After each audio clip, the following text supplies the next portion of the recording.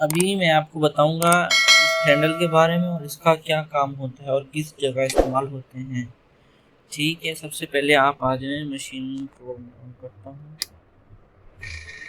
ये देखें, ये आप स्पीड से चला रहे हैं। अगर आपका कोई मसला आ गया तो आपने मशीन को तो इधर से आप रोक सकते हैं, अर्जेंट ब्रेक है।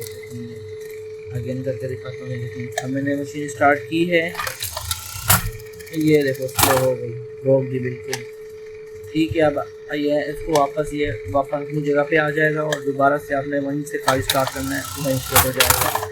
देखें, और अब बताता हूँ इसका वर्क, ये किस चीज़ के लिए काम आता है। ठीक है, ये मैंने मशीन स्टार्ट की, ये देखो।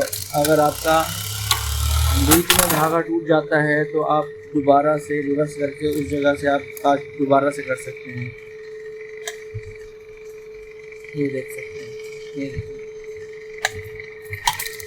कहीं पे आपका धागा टूट जाता है तो आप उसको मतलब आपने आपको दिखाता हूँ। ये देखो, मेरा धागा टूटा हुआ तो मैं इसको हैंडल को ये देखो घुमा सकता हूँ। जहाँ पे आपका काज रुक जाए वहाँ से आप दोबारा से काज कर सकते हैं। देखें, ये इसका ये घूमेगी। अब मैंने आगे करना है थोड़ा काज, ये देखें, यहाँ से आगे हो रहा है। ये देखें, अब मैंने थोड़ा आगे करके